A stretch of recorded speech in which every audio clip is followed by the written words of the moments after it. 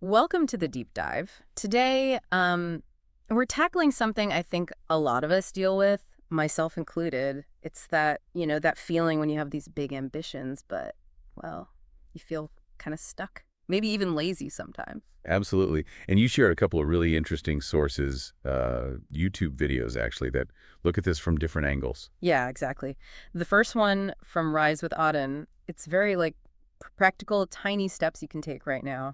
Really focus on the micro level actions. And then the second one, Mark Tilbury, he zooms out, looks at the bigger picture, especially like financially and why we might feel stuck in a system. It's a great contrast, isn't it? You've got the immediate how-to and then the sort of why and the longer-term strategy. Right. So our mission today, I guess, is to weave these together, give you some concrete strategies, but also that broader perspective on, getting unstuck and moving towards those goals. Sound good? Sounds perfect. Let's dive in. Where should we start? Maybe Rise with Auden. Yeah, let's do that. What really hit home for me was how they talked about overwhelm.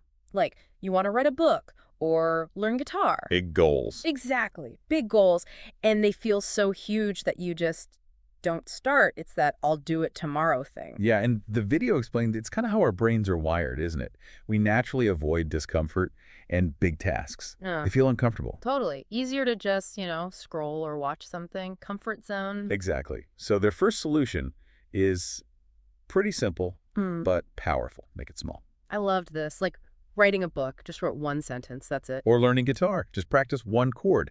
It's not about mastering it on day one. Right. It's about progress, not perfection. Yep. They had that analogy about climbing a mountain. You don't just appear at the top. It's step by step. And those tiny steps, they do two things. One, they make it feel way less scary. Right. One sentence isn't intimidating. Not at all. And two, each time you do it, you get a little win, a little dopamine hit.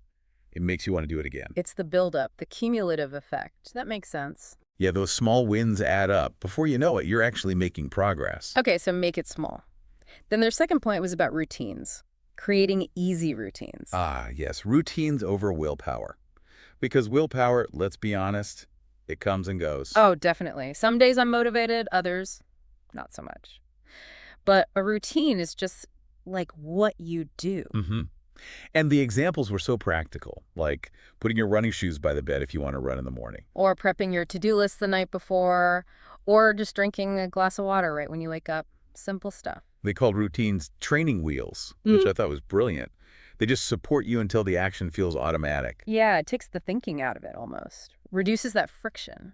Builds Yeah, momentum. exactly. Your brain loves efficiency. Once something's a habit, it takes less energy. You just kind of do it. Which leads nicely into their third tip, the 2-minute rule. Right. This one's super actionable. Commit to doing something for just 2 minutes. So if you want to read more, just read one page. That takes what, maybe 2 minutes? Or tidying up, just clean one small corner. The idea is that just starting is often the hardest part. Yeah, that initial inertia. Precisely. And once you've started, even for 2 minutes, it's often much easier to keep going. Like pushing a ball down a hill, they said. That initial push is everything. It really is. It overcomes that mental block. Yeah. You kind of trick yourself into starting, and then momentum often takes over. And they had a bonus tip too, didn't they? About rewards. Yeah, rewarding yourself after you do the 2 minutes, something small. Like listening to a favorite song or taking a quick break. Exactly. It creates a positive feedback loop. Your brain starts associating the start of the task with something pleasant. Makes you more likely to do it again. So it's not just about forcing yourself, but making it feel a bit better too. Yeah, reinforcing the habit. The video wrapped up nicely too, reminding us that, everyone starts small, even the most successful people. Consistency is the key message there, isn't it? Not instant huge results. Yeah, and that dreams are like a tiny spark. You got to fuel them with these small actions. Then eventually, maybe a roaring fire. Love that analogy. And also acknowledging that failure is okay. It's part of it. Totally. You stumble, you get back up. It's not about never failing. It's about not quitting. So a really empowering message. Focus on those immediate, manageable actions. Breaking out of that daily inertia. Okay, so that gives us a solid toolkit for just getting started. Now let's switch over to the Mark Tilbury video. This one felt, well, a bit more intense. Definitely a different vibe. He starts with a bit of a harsh truth, as he calls it. Yeah, like, time's ticking, folks. If you don't take action, you risk ending up in this flat, predictable, uninspiring life. He talks about just getting tiny pay raises that don't really change anything because your spending just goes up too. Right. And his core argument is interesting. He suggests it's often not just personal laziness, but that people can be, in his words, trapped within a system. What does he mean by system, like societal stuff? Yeah, societal norms, financial structures. He mentions things like national debt, the trend towards renting instead of owning. Um, he even brings up this idea he calls the Great Reset, suggesting a possible future where governments own more, individuals less. Okay. So bigger forces at play, potentially. Exactly. Now, whether you agree with his specific interpretations or not, it definitely makes you think about the broader context beyond just individual motivation. He's saying the system might actually benefit from people staying put. And he kind of flips the script saying money equals freedom, freedom equals happiness, which is pretty direct. Very direct. His point is, don't just accept the slow lane. You need to actively try to break out. So what's his first action then? If Rise with Auden is make it small, what's Tilbury's starting point? It's about getting control of your finances, like really understanding where your money goes, tracking spending. All right, so financial awareness first. Yeah, needs versus wants, and crucially, automating savings, even small amounts. Use that analogy, your game console saves your progress automatically. Why aren't you doing that with your money? That's a good point. Set it and forget it, kind of. Right. So that's the foundation. Then he outlines these 5 stages. Stage 1 is stagnation. And that's where he thinks most people are. Well, a lot of people, yeah.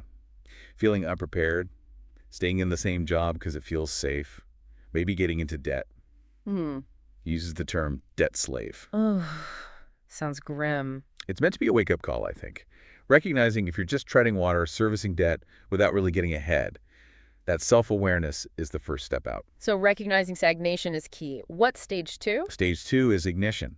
But he claims something like over half the people never even get here. Wow. Why not? What stops them? 2 main things he highlights. One is pushback from your social circle. Friends, maybe family, who feel kind of threatened or weirded out by you changing your habits. Ah, yeah. I can see that happening. People get comfortable with the status quo. Exactly. It can make them uncomfortable if you start doing things differently. So navigating that is important. And the second barrier. Inflation. Just letting your savings sit there in cash. He gives an example like $5,000 over 20 years with even modest inflation. Its buying power shrinks quite a bit. Right. It doesn't keep up. So the ignition part is realizing you need to do more than just save. You need to make your money work, which leads him to investing. He mentions the S&P 500, right, as an example. Yeah, contrasting stagnant cash with the potential growth from investing, like in a broad market index like the S&P 500. Yeah. He stresses returns aren't guaranteed, obviously. Of course, investing has risks. But the principle is compound growth, making your money generate more money over time. He even mentions apps like Trading 212 as a way to start small. Okay, so ignition is about overcoming inertia, dealing with social stuff, and starting to invest, basically. Pretty much, getting that initial fire started. Then comes stage 3, acceleration. This sounds like where things really pick up speed. Exactly, building momentum. And he focuses on what he calls the 3 C's. Okay, what are they? First is cash flow. He really emphasizes needing a constant supply of money coming in like fuel for the engine. Makes sense. And he strongly suggests starting a service-based side hustle, something with low startup costs. Like what? Things like social media management, video editing, running Facebook ads. Stuff businesses need, especially if they want to boost profits. He argues those skills are always valuable. Right, providing value to businesses. Okay, so cash flow. What's the second C? Connections, the people you surround yourself with. Ah, the whole you are the average of the 5 people you spend the most time with idea. Sort of, yeah. He talks about actively networking, maybe on LinkedIn or Instagram, connecting with successful or inspiring people. Those connections can open doors, provide motivation, new ideas. So it's about building your network deliberately. Makes sense. And the third C? Confidence. He argues you need that self-belief to take the necessary risks. Calculated risks, presumably. Yes, calculated risks, like pitching to a big client or making that first significant investment. Without confidence, you'll likely hesitate and miss opportunities. And confidence often comes from taking action too, right? Like the small wins we talked about earlier. Exactly. It's a feedback loop. Action builds confidence. Confidence enables more action. Okay, cash flow, connections, confidence, that's acceleration. What's next? Stage 4. Stage 4 is expansion. This is where he says wealth starts to grow, like exponentially, Oh. through investing in passive income assets, things that make money for you. Like rental properties or dividend stocks. Precisely. Or even developing really high-value skills. He makes a big distinction between assets, things that put money in your pocket, and liabilities, like fancy cars that just cost money. Right. Assets versus liabilities. That's a classic concept. It is. And he acknowledges this stage might take time, maybe 8, 10 years, he suggests, but it's the result of the earlier stages. So it's not going to happen overnight. Definitely not. He talks about two main investment approaches here: diversification, spreading risk. Which is usually recommended for most people. Yes. Or high conviction plays, concentrating on things you understand deeply. He mentions Musk and Bezos as examples of that, but that's obviously much higher risk. Right. Probably not for beginners. Probably not. He suggests diversification is the safer starting point. The main idea in expansion is making every invested dollar work towards growing your wealth. Got it. Okay, so that leads to the final stage. Stage 5, mastery. This is basically achieving financial freedom. Living life on your own terms. That's the idea. Money isn't the main driver anymore. You have control over your time. So what do you focus on then?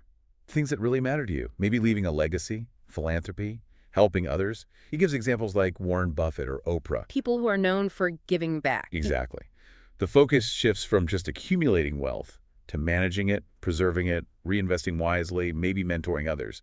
True freedom, he says, is controlling your time and making an impact. Wow. Okay, that's quite a journey through those 5 stages, from stagnation to mastery. It is. It's a long-term perspective, for sure. So thinking about both videos now, it feels like the rise with Auden stuff, the small steps, the routines, the 2-minute rule, that's almost like the essential toolkit you need just to get out of Tilbury's stage 1 stagnation. I completely agree. They're the starting actions. You can't even think about acceleration or expansion if you're stuck in that initial overwhelm and inaction.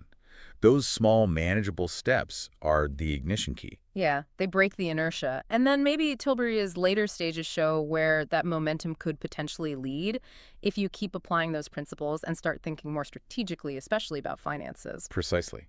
One gives you the how to start today, the other gives you a potential roadmap for the years ahead. Different scales, but both fundamentally about taking action.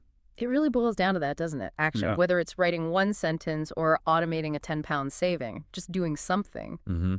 And it reframes that feeling of laziness. Maybe it's not a character flaw. Maybe it's just a lack of the right strategy or perspective. Yeah, that feels more hopeful. It's something you can actually do something about. And both perspectives emphasize that it's a process. There will be setbacks. Consistency matters more than perfection. Right.